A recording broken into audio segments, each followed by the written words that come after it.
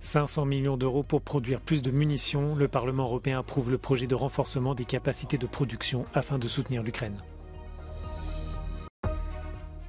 En Ukraine, le soutien des armes occidentales est capital. En pleine contre-offensive, les soldats s'impatientent.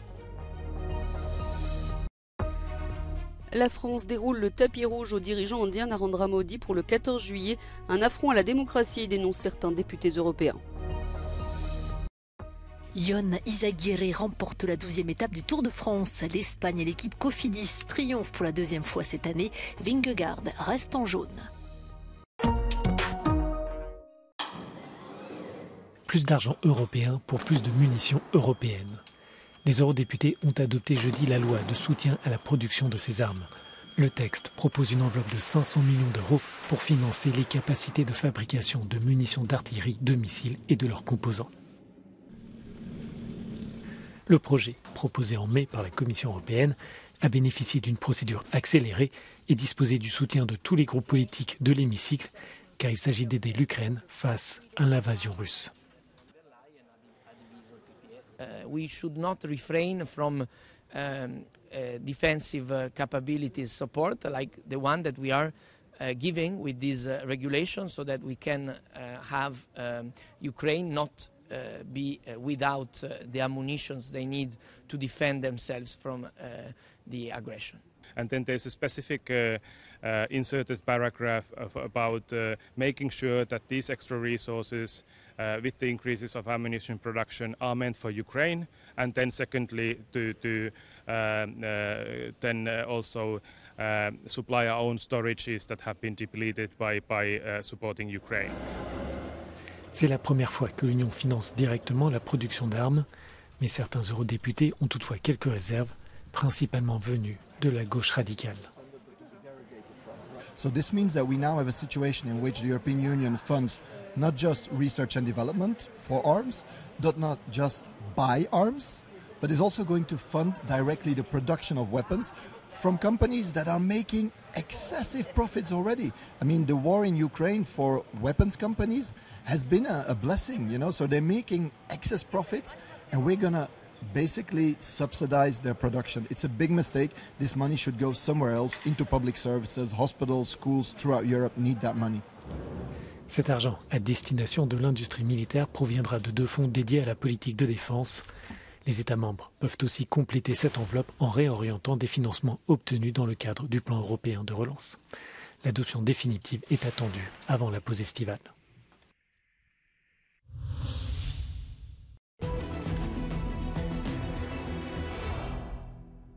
Russian forces are using naval assets to resolve traffic jams at the Kerch Strait Bridge, says the Institute for the Study of War in its latest update. Russian Navy Commander Maxim Rykhlov stated on the 11th of July that the Russian Navy deployed 2 landing ships to act as vehicle ferries at the Kerch Strait after the Russian Ministry of Transport requested the Navy's help of cases of large traffic congestions in the direction of Crimea. Now, the Institute for the Study of War previously assessed that an influx of Russian tourists to Crimea generated serious traffic jams along one of Russia's most important ground lines of communication, prompting Russian authorities to direct state resources to help tourists move closer to a zone of active hostilities.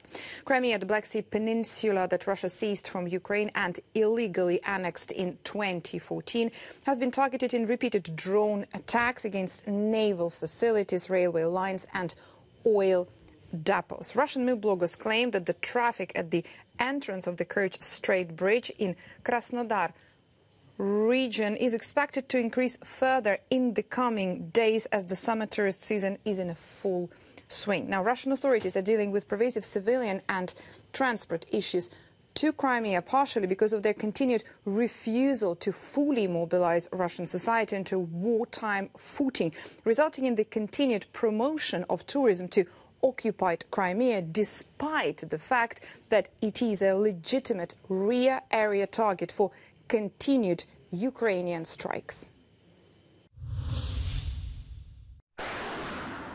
Alors que la contre-offensive ukrainienne s'intensifie, les troupes de Kiev utilisent de plus en plus d'armes fournies par l'Occident. Mais la plupart des combats se déroulent encore avec du matériel datant de l'ère soviétique. La promesse de l'OTAN de fournir davantage d'armes a été bien accueillie, mais les troupes en première ligne affirment qu'elles en ont besoin maintenant. Багато чого навчилися, можемо вже навчити і інших. Думаю, ті держави, які нам давали зброю, вони вже у нас на полігоні подивилися, як вона працює, як її можна усовершенствувати. Поэтому ми для них...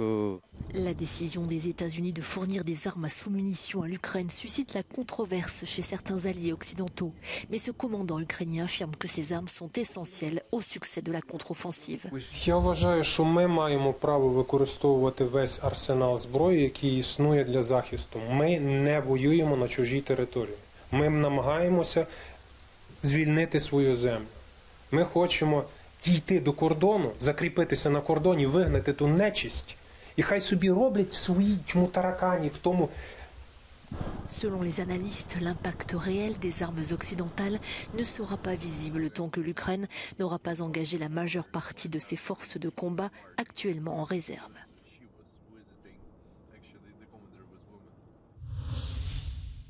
Are the weapons sent to Ukraine ending up in the hands of Mexican drug cartels?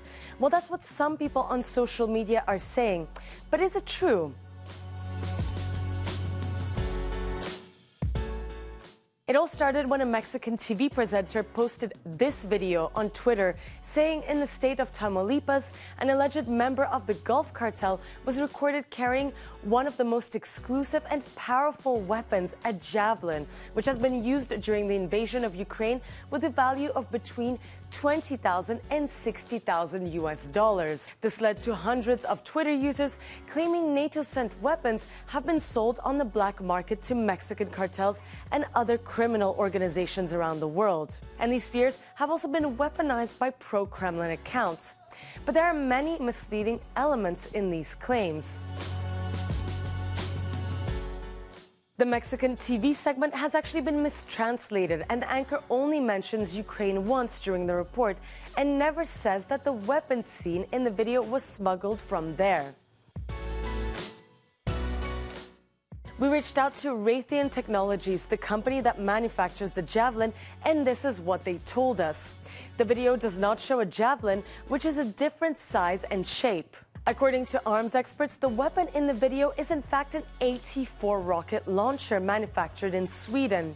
It's much smaller than the Javelin and less expensive, approximately 1,500 euros compared to 175,000 euros for a Javelin.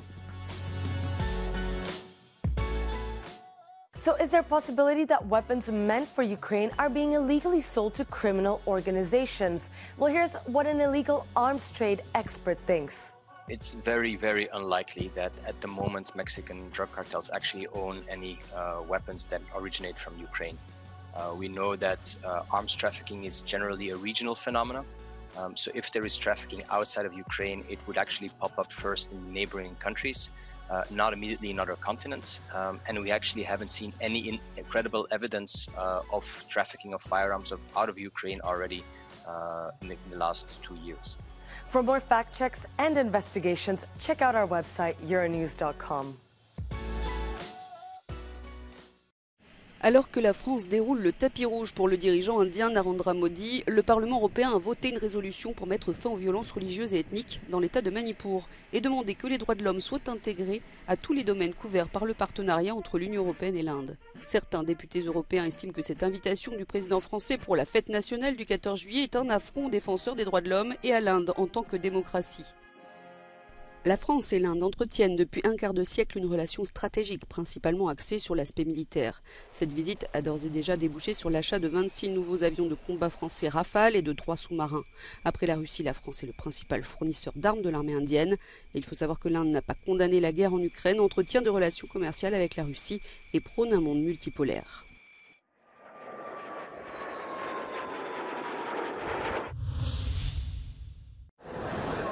En Italie, train sur les voies de garage et valises des voyageurs chargés de patience ce jeudi. Le trafic ferroviaire a été sérieusement perturbé en raison du début d'une grève des cheminots. Près de la moitié des voyages longue distance ont été annulés.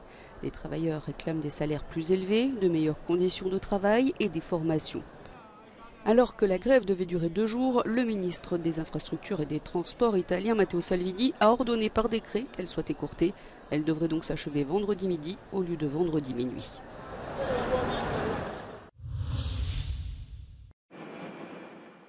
Des militants écologistes ont perturbé ce jeudi matin le trafic des aéroports de Düsseldorf et de Hambourg en Allemagne. Ils ont collé leurs mains sur le tarmac pour protester contre l'inaction climatique du gouvernement.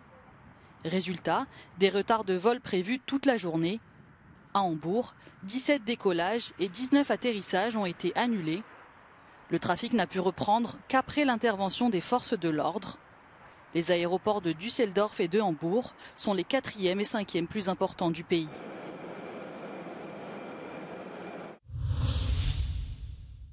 Ion Izagirre apporte à l'Espagne et l'équipe Cofidis leur 2e victoire dans le Tour de France. Le coureur basque s'impose en solitaire à Belleville dans le Beaujolais lors de la 12e étape. Il devance le Français Mathieu Bourgodeau et l'Américain Matteo Jorgensen après avoir semé ses compagnons d'échappée dans la dernière ascension du jour, le col de la Croix-Rosier. Au classement général, pas de changement, Vingegaard reste en jaune. Les leaders se sont préservés pour l'arrivée au sommet du Grand Colombier ce 14 juillet avant d'attaquer les Alpes dès samedi.